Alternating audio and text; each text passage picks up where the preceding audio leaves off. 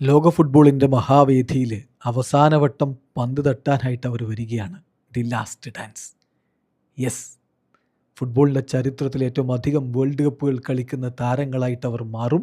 എന്നിട്ടങ്ങ് പടിയിറങ്ങും. മെസ്സിയുടെയും ക്രിസ്ത്യാനോയുടെയും കാര്യമാണ് നമ്മൾ പറയുന്നത്. 6ാമത്തെ വേൾഡ് കപ്പിനാണ് രണ്ടുപേരും എത്തുന്നത്. അതിൽ മെസ്സി ഓൾറെഡി കിരീടം ചൂടിക്കഴിഞ്ഞിട്ടുണ്ട്.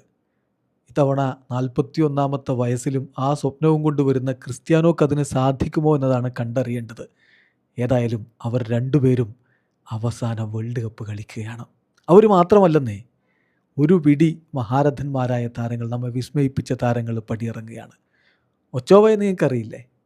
ഏത് വേൾഡ് കപ്പ് വന്നാലും മെക്സിക്കോയുടെ നിരയിൽ ഗോൾ വല കാക്കാൻ അദ്ദേഹം ഉണ്ടാകും. ഇത് അദ്ദേഹത്തിൻ്റെ അവസാന വേൾഡ് കപ്പാണ്.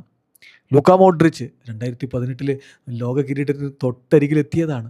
2022 സെമി ഫൈനലിലും കടന്നാണ്. പക്ഷേ കിരീടത്തിലേക്ക് എത്താൻ കഴിഞ്ഞില്ല. 40 വയസ്സ് കഴിഞ്ഞ് തവണ വീണ്ടും വേൾഡ് കപ്പിന് ക്രൊയേഷ്യക്കൊപ്പം വരുമ്പോൾ അദ്ദേഹവും സ്വപ്നം കാണുന്നുണ്ട് ആ കിരീടം.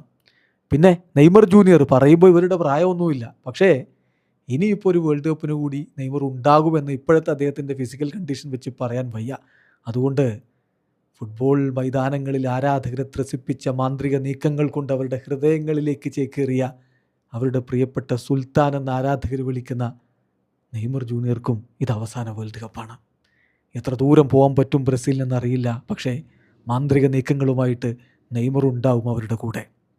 KDB, കെവിൻ ഡി ബ്രൂയനെ, ബെൽജിയത്തിൻ്റെ സുവർണ തലമുറക്ക് ഒന്നും നേടാൻ പറ്റിയിട്ടില്ല. പക്ഷേ KDB അവസാന വേൾഡ് കപ്പിന് എത്തുമ്പോൾ എന്തെങ്കിലും മായാജാലം കാണിക്കുമെന്ന പ്രതീക്ഷയിലാണ് ആരാധകരുള്ളത്. പിന്നെ മാനുവൽ ന്യൂയർ നേരത്തെ നിർത്തിപ്പോയതാണ്. 2024 കളി മതിയാക്കിയവരാണ്. പക്ഷെ വീണ്ടും വരികയാണ്. ഒരിക്കൽ കൂടി ലോക ഫുട്ബോളിൻ്റെ ആ മഹത്തായ വേദിയിൽ തൻ്റെ മാന്ത്രിക സേവുകളുമായിട്ട് കളിക്കളം നിറയാൻ, കളിയുടെ അവസാന ഘട്ടങ്ങളിൽ ടീം പുറകിലാണെങ്കിൽ മുന്നോട്ട് കയറി ഗോളടിക്കാൻ വേണ്ടി സഹായിക്കാൻ ഒക്കെ ന്യൂയർ ഉണ്ടാകും. 40 വയസ്സ് കഴിഞ്ഞിട്ടും ആവേശം ഒട്ടും ചോരാതെ. പിന്നെ എങ്ങനെ മറക്കും ഏഷ്യയിൽ നിന്നുള്ള ഇതിഹാസ താരത്തെ, ഹ്യൂമിൻ സണ്ണിനെ. സണ്ണിപ്പോൾ അമേരിക്കയിലാണ് ലീഗ് മത്സരങ്ങളൊക്കെ കളിക്കുന്നത്. അവിടെ തന്നെയാണ് വേൾഡ് കപ്പും.